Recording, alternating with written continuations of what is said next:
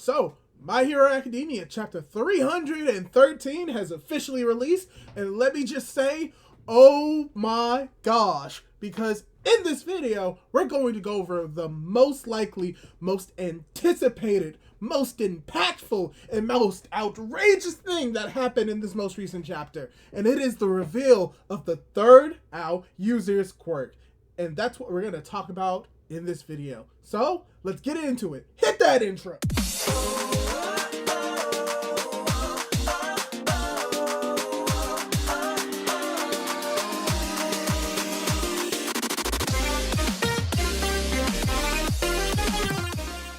Hey guys, how's it going? It is your boy, Big Blue Drew 97 here to do my Hero Academia discussion about the most recent chapter of My Hero Academia, Manga chapter 313. And when it comes to this chapter, I think the most obvious thing that I'm going to be talking about in this discussion video is the third user's quirk, and the fact that we learned about it in this chapter. And we're going to talk a little bit more about that in this chapter, but before we do that, I'd like to ask you, if you haven't done so, to subscribe to my YouTube channel, Big Blue Drew 97, if you like My Hero Academia content, discussions, reviews, spoilers, like all that stuff. Hit that subscribe button, hit that notification bell to be notified whenever I upload. And now, with that out of the way, let's get right into the discussion. So, for starters, normally I would go over the major differences between the official translations and the fan translations, but overall, from what I've read for both of them, there isn't that much difference. I mean, obviously there are a few different changes when it comes to particular like naming schemes and whatnot. For example, when it comes to the actual official release of the chapter for My Hero Academia, the title is called High Speed Long Range Mobile Cannon. It's a very long name, but it fits what the spoilers sort of kind of said the name was, and the fan translation translated it a little bit differently. Flying artillery battle. So it gets the main gist of the chapter across, and when it comes to like just major differences, just small dialogue changes, primarily when it comes to like what All Might says and how he said it, that's slightly different, but it still has like the same impact of it. What Deku says in his explanation of the situation, how he's able to deflect one bullet but still get shot, and he comes to the realization that Lady Nagin was given another quirk by All For One. That is pretty much like not the exact same, but pretty much like outright pretty much explained the exact same way. It's also explained like how he figured this out and what he needs to do. His explanation for why he's using smokescreen is pretty much the same, and like how the sixth user is talking to him about how he's using it, as well as the introduction once again of the third user, and the endings are pretty much the same, just a little bit more snark coming from the fans of the translations. So yeah, nothing really different when it comes to the actual translations and the dialogue. But let's really get into the main point of this chapter, which is the reveal of the third user's quirk, Fa Jing. And to start off, I may say Fa Jing instead of Fa Jin, because apparently it can be misspelled as Fa Jing, but I'm going to try to keep it as Fa Jin. So, I've said it so many times. But yeah, it is revealed that the third user's quirk is Fa Jin. And this is something that is very interesting, because when it comes to the fan translations, that's something that I can actually really talk about. When they try to explain what Fa Jin is, they give like a small line of dialogue that kind of like gives the gist of like what Fa Jin means, and I actually have the explanation up here as well. But basically in the fan translations, it said that the third user's quirk is Fa Jin, which is explained to be an explosive release of eternal power similar to a move in Chinese martial arts. Now, it says that it's a move in Chinese martial arts, but that's actually not the case, because from what I'm looking at when it comes to Wikipedia, thanks Wikipedia, it is used in some Chinese martial arts, but it's not an actual martial arts itself. It's a technique, and to basically sum it up, what it actually means is that it's able to issue or discharge powerful explosives, or refining the explosive power of a specific like strike. So it's not specific to a striking method, but it's just like a strike. So basically, he can like just release explosive power by like punching someone, kicking someone, or literally propelling his body forward, which is what we see that he does in this chapter. He basically uses Fajin and is able to use that kite. It's, if anything, it's more of a martial arts technique than it is like an actual martial art, but he was able to do that, and it was able to allow him to basically blow himself through the building and grab onto Lady Nagin. And what's very interesting about this is that how it specifically was able to use it, because when it comes to Fajin, it's basically able to like discharge the power and refine it, but you may be wondering like, how does that actually work when it comes to martial arts? And generally, like from what I'm understanding from it, is basically putting in the most amount of power with like the least amount of distance or least amount of time needed to actually use that power. And a great example that they give is something that like we are all familiar with when it comes to like this idea, and it's the Bruce Lee's I think it's called his 1-inch punch. Yeah, his 1-inch punch, or just the 1-inch punch in general. How Bruce Lee is basically able to, before he even strikes you, is able to put all the force in that strike, but is able to do it within 1 inch of actually punching you. So basically, the idea of it is the same amount of force it took him to punch you with all of his force, he's able to do that just 1 inch away.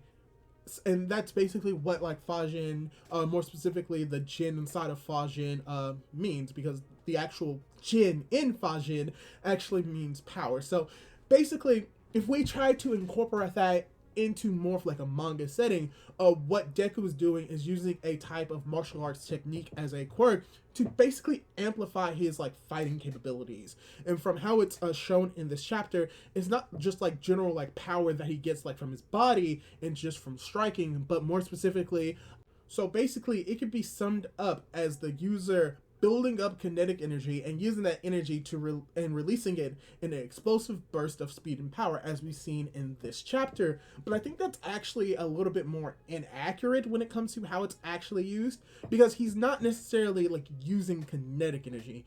He's using kinetic energy at first, but he's more or less converting that kinetic energy into potential energy.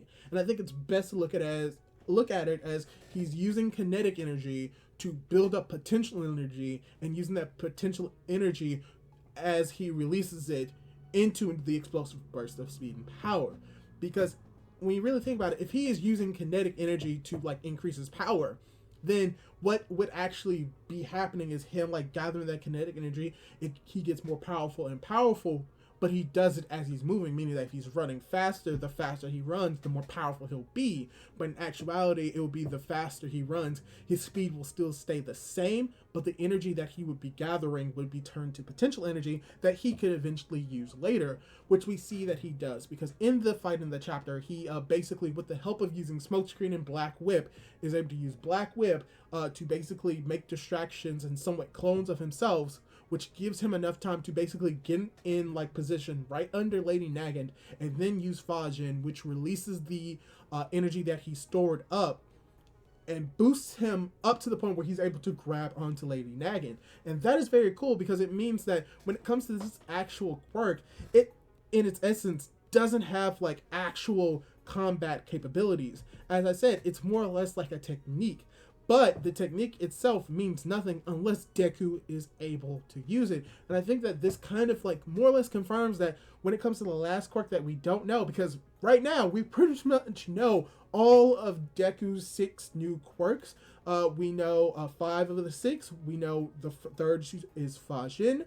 The 4th is Danger Sense. The 5th was Black Whip. The 6th is Smokescreen. The 7th was Float. Now all we need to know is the 2nd, because the first user, his was the ability to transfer quirks, which was eventually combined with a stockpiling quirk to become One for All. And we also learned that All Might's quirk eventually became One for All, and the first user's was One for All as well. I think I might have mixed that up. Gosh, we really need One for All for One to have an actual name, because I just hate having to say All for One and One for All. It gets so confusing. But yeah, we do know 5 of the 6 quirks, and from what we know with these quirks, that last quirk is probably not going to be anything combat based. because most likely, as we've seen a few chapters ago, float is just utility. It allows Deku to float, which it helps him in battle, but it isn't something very beneficial. Like, it's not something necessary. And the same can be said about Danger Sense, that these separate quirks alone are not great, but if used together with conjunction with One for All, then they become greater, because One for All provides the power and the speed that Danger Sense like eventually gives Deku premonitions of what's going on in his situation. But if he's not fast enough to react to, as we see in this chapter, he'll still be hit. So it requires Deku to be very fast and very powerful to actually use it effectively. And when it comes to float, yeah, Deku can use float and fly, but it's the force of his attacks that actually gives him motion.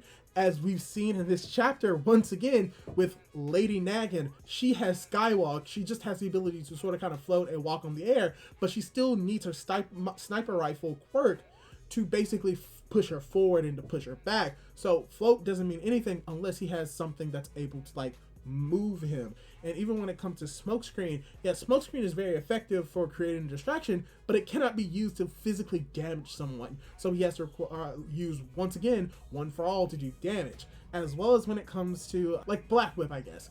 Black Whip may be the only one that he can physically use to do damage, but what's very interesting about all these quirks is that the only one that we've actually seen Deku train with is Black Whip, and that's really the only quirk that he has which requires like an actual physical training for him to use, because all of these other quirks are mainly things that he just needs to learn how to apply them. He just needs to learn how to apply Fajing effectively without damaging his body. He needs to learn how to use Danger Sense to its utmost ability. He needs to learn how to control himself in the air with float, and he needed to fully like understand like how to output smokescreen so that it could be effective. It's very interesting to see how all of these quirks, with the exception of Black Whip, requires Deku to not necessarily train the quirk, but trained his mind and body to effectively use the quirks. And I think that's very interesting, because a lot of people, from what I'm understanding, think that Deku may be getting these quirks way too fast, even though technically we've known that he's had all of these quirks all along. It's just that he didn't really have like a way to like access them and use them effectively until his fight with Shigaraki, where it's technically at that moment and immediately afterwards where he had the capability of using all of these quirks. But just because he could theoretically use them, he just needed to train himself on how to use them effectively. So all in all, it's very interesting to see that we're able to get the third user's quirk, and seeing how it's something that isn't necessarily like directly, it is connected to combat, but it isn't something that you can use specifically to combat someone without preparation. Like, you can't just use Fajing like half hot, half cold and actually attack someone. You actually have to plan and strategize and gather up energy. So it's very interesting to see that. And in the review, I kind of equated it to basically being like an energy drink, which kind of like goes against like an idea in a video that I made when it comes to all of these quirks, how they could be representations of camping / survival gear, because Fajing, as I probably going to describe it, is more of an energy drink, but it still shows that all of these quirks are most likely going to be some form of support item. And even if we're talking about an energy drink, I guess energy drink can be considered like a form of food, and you need food for survival, even though energy drinks are very, very bad for you. So much caffeine. But yeah, it shows that pretty much all of these quirks are going to be non like specific combat based quirks, but more combat support quirks. So now we're gonna have to get the second user's quirk, and from here on, the opportunities and the possibilities are probably endless.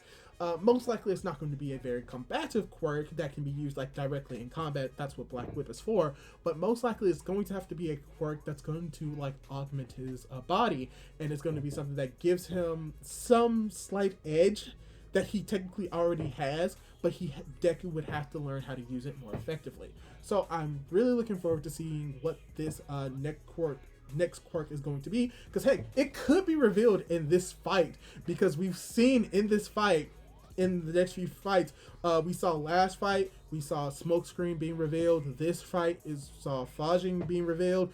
Maybe next fight, if he has to fight Overhaul, the second quirk is going to be revealed. Or if he has to fight a villain, it's going to be revealed there. Or it may just be in the back pocket for Hirokoshi to use at like the best time possible when it's most effective, but hopefully there's a little bit more build up to it. It's like, oh man, I can't use the quirk in this situation, or oh, I can't use it in that situation. So it could give us a little bit of understanding of like, okay, if you can't use it in situation A or B, then it eliminates X and Y. So hopefully if you were to like keep it in the back burner, we get a little bit more hints to what it is, because we actually got a hint to what Smokescreen was going to be by the fact that In revealed his name. Because we knew In's name, and In's name, and I think katakana or kanji, one of the two, had smoke in his name, so we kind of knew he was going to get a smokescreen quirk. So at the very least, we need the second user's name revealed, and if we get the name revealed, then we can make a educated guess on what his quirk will be. So at the very least, Hirakoshi, if you're watching this video, just give us the name, just give us the second user's name, and we'll figure out his quirk for you. That's all you gotta do. Also, please give All For One an actual name. Like, sure, his technical name is Shigaraki, but give him another name, please. I'm begging you. So yeah, that's all I really have to say about this chapter. I went on a very long tangent for the last part of this video, but hopefully you enjoyed it. Hopefully you enjoyed this chapter. I really did. Hopefully I'll be able to theorize more on what Deku can use Fajin for, if he can only use it throughout his entire body, or if he can use it within specific limbs, and how much kinetic energy he can actually build up into potentiated energy, and can he, like I said, use it in different areas. Does it have to be throughout his entire body? Just getting a little bit more understanding of the implications that Deku can use Fajin for is something that I'm really looking forward to, as well as using it in conjunction with, and also using it with other quirks like Smokescreen, like Float, like Danger Sense, and like Black Whip. I can't wait to see more of Deku using these quirks more effectively and using them more strategically later in the future. And hopefully it can be said the same about you. So what did you think of this chapter? Did you like it? Did you dislike it? Do you like the idea of Fajin being a martial arts technique? Leave your thoughts down in the comments down below. Leave a like on this video if you liked it. Subscribe to my YouTube channel if you like this type of content. I'd like to talk about My Hero Academia. If you want to see more of this content, subscribe to my YouTube channel and hit that notification bell to be notified for whenever I upload more videos. Do all that cool jazz, and hopefully I'll be able to catch you in my next video. Goodbye!